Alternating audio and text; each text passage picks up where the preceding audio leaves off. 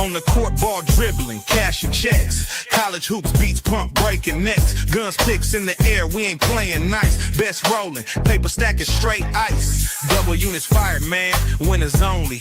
Player props hitting, no rolling lonely. Bankroll swole, just stacking that cheddar. Breaking ankles daily, no one do it better. Let's keep dancing, cannon shots fired. Cashing best clips, reloaded, never tired. Have ourselves a day, straight up ballin'. Every show lit, you know we all in. Hit the hardwood, buzzers buzz, call it lit.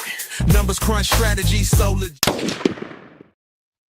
What's going on, everybody, and welcome back to the GunzPicks channel. I'm the host with the most point on the podcast, and self-proclaimed CBB goat himself. And man, oh man, am I living up to the name that I gave myself, the CBB goat. Why? Because we just had a 3-0 sweep. You know it. You're so money and you don't even know it. Pay him. Pay me my Pay money. that man his money. That's right. We went 3-0. We hit Bama. What? And then we hit Wisconsin. And of course, we hit the gun belt play of the day. We hit Georgia Southern on that one. 3-0. That brings us to 47-28 on the show. Baby, are we talking cash and tickets here? 62.6% plus 16.2 units on this show alone. I think that's enough to get me a subscription, right? That's why if you haven't subscribed to the GunzPicks channel, you need to do so right now. Subscribe to the GunzPicks channel. Hit the subscribe button. Hit the bell so you don't miss any of the content that comes on this channel. And, of course, hit the like button on the video. That is very, very important. You don't have to subscribe to the channel. I'm okay with that. I can live with that. I'd like you to subscribe, but if you don't want to, at least hit the like button on the video if you like the content. We've been absolutely cooking with the free plays right here on this channel. I believe we are currently on a 12-3 run going back to Friday on these free plays. So we're absolutely cooking with napalm, and we will continue to do so for the rest of the season, all the way through conference tournaments and, of course, the national tournament and NIT. I might be throwing everything at you. Some CBT or whatever it's called there, the college basketball, whatever it is. All these tournaments that come out in March, it's just incredible time to be alive. All right, let's get into the plays that pay the bills. Let's start with the first one here, and I'm going with some dirtiest, the dirty, the nitties, of the gritty. We're playing a little mid-major ball here with the plays that are coming out on a Wednesday because I just like those a little bit more. Let's talk about the first one here with Mercer going against East Tennessee State at Freedom Hall Civic Center in Johnson City, Tennessee. 6 p.m. is the tip on this one, an early tip for that matter. And then we got to look at the situation here for Mercer, just having a rough season altogether statistically. 284th in offensive efficiency, 220th in defensive efficiency. Their offense is ranked 251st in field goal percentage, 193rd in offensive rebounds, and they are terrible on the free throw line. They're ranked 354th in that statistic. On the defensive side, they're ranked 254th in guarding against three-point shooters, and they're 194th in defensive rebounding. So a couple key statistics here we got to look at that makes Mercer an unbettable team. But you look at ETSU, better statistically all around. They're 146 in offensive efficiency, 136 in defensive efficiency. Their offense is great on the boards, too. They're ranked 14th in the country in offensive rebounding, and they're 142nd in three-point shooting. So there's going to have plenty of second opportunities to get the points, knowing that Mercer's not a good rebounding team and they don't guard outside the arc very well. On the defensive side, though, we have some strong numbers here for ETSU. They're 84th in turnover percentage, and they're 154th in opposing field goal percentage. So two key statistics there that I think the defense will find success versus Mercer. Now, these two teams have already met this season, so we have a little bit of historical data. January 8th, they met up. ETSU only won by 2. They were 2-point road favorites in that situation, so it was a push in that game. But now you're seeing them here as a 9.5 point favorite. This could go up into double digits before the start of this game. And that just plays even better with ETSU because their 3-0 ATS is a single-digit favorite of more than 6 points this season. And on Mercer's side, they've just been a team that is unbackable in the market as of late. 1-6 ATS in their last 7 games, 2-6 ATS in their last 8 road games.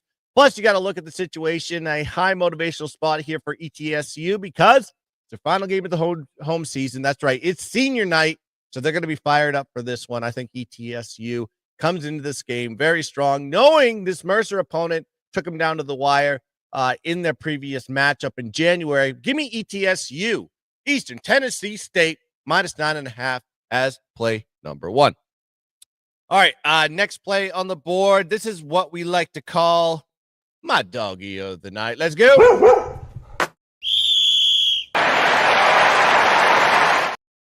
And I might be playing with fire on this one because I'm playing with a good team versus a kind of a bad team statistically.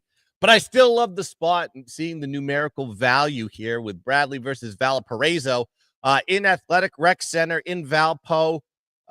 So this is going to be an interesting matchup here. And you got Bradley, statistically, they are the better team all around. They're 86 in offensive efficiency, 137th in defensive efficiency.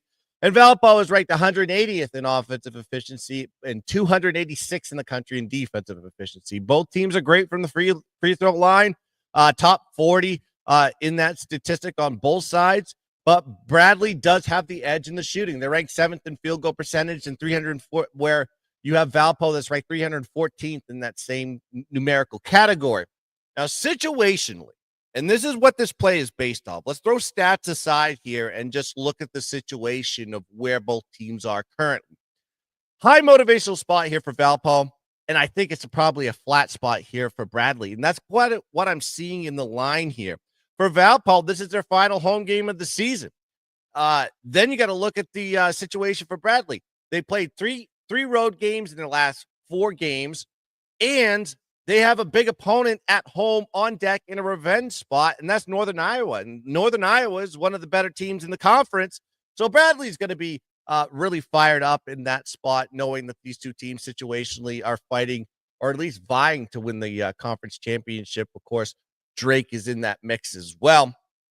But there's a revenge angle there because Bradley did lose the first matchup.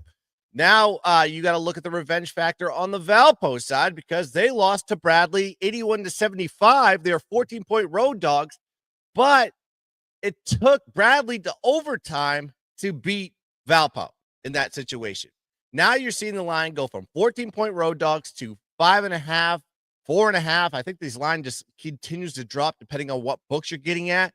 So it's a short line here for a Valpo team that statistically is inferior to this Bradley team, but I think situationally it works a lot better. So in my opinion, Valpo is going to be highly motivated in this game. So our last home game of the season, they get to play one of the bigger opponents in the conference, and they're going against a Bradley team that is on their third road game in 4 games, and they got a big conference opponent on deck in Northern Iowa. I think this is a bad spot for Bradley, and the line is telling the story here. So give me Valpo plus 5.5 as my dog of the night.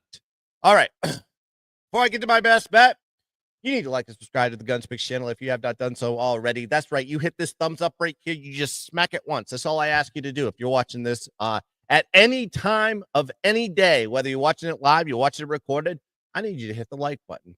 We've gotten tons and tons of likes from you beautiful bastards and bastardettes, and I want to make sure that you're a true gun disciple. The only way I know how is you get the like button and also get in the comments section. Tell me if you like the plays that I'm giving you. Listen, we're on a 12-3 run. If you're like, you have to be liking the plays. You have to be liking winning. Unless you're trying to fade me, then you probably hate my guts going 3-12. But I'm 12-3, and I'm also hitting over 60% on these video plays alone. That's why you need to like, because I'm giving this information for the total value of $0.00. That's all I ask from you guys. So let's get on it. All right, it's time for my best bet for Wednesday. Let's go.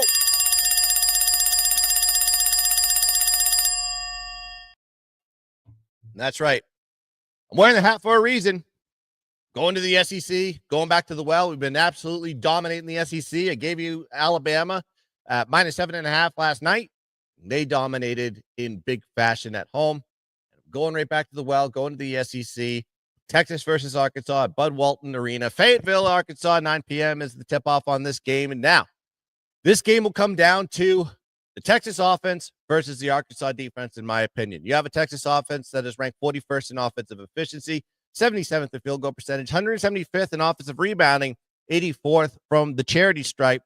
Going against a defense that is top 20 here for Arkansas. They're ranked 20th in defensive efficiency, 53rd in opposing field goal percentage, 140th in defensive rebounding, 9th in block shots, 69th in steals. And now you got to look at Arkansas. They've been on a little bit of a heater lately. If you've actually looked at their numbers, they're 4-3 straight up, but they're 6-1 ATS in their last 7 games. Texas hasn't really performed that well as of late. If you actually look at their last 5 games, they're 1-4 straight up, 0-5 ATS in the last 5. So really, they haven't been backable in this small window. These teams did meet on February 5th. Arkansas did prevail in that game, winning 78-70. But Texas was 7-point home favorites in that spot. Now you're seeing the line shift here to make Arkansas a favorite by 4, 4.5, 3.5, depending on what books you're getting at. I know the line's kind of shifted around. There's some injuries to be concerned with on the Arkansas side, but I still think it's a good Arkansas spot because Arkansas is 4-1 ATS in the last 5 home games.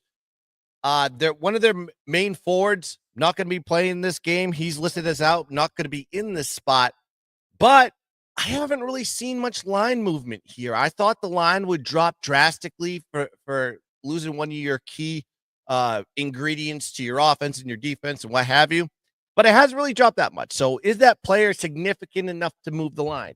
I would say no. So I'm still backing this Arkansas team because if the books trust it, then I'm going to trust it. And quite frankly, Texas is not backable right now from a covering spot, from a win-loss spot. I just think there's a reason why Arkansas is favored here, where they were 7-point dogs on February 5th against Texas.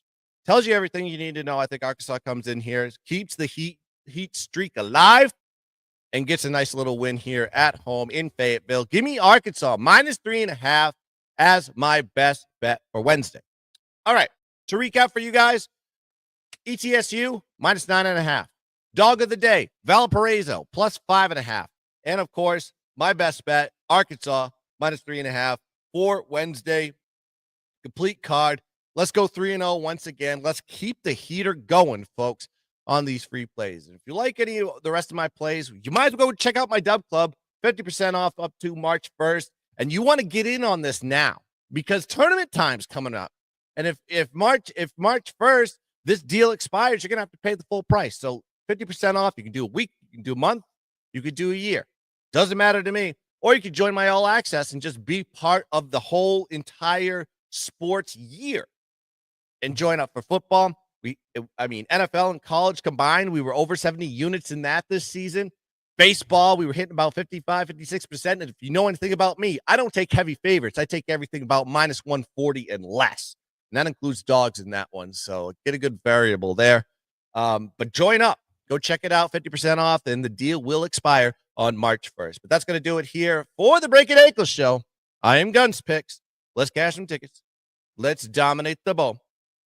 And as always, let's keep dancing.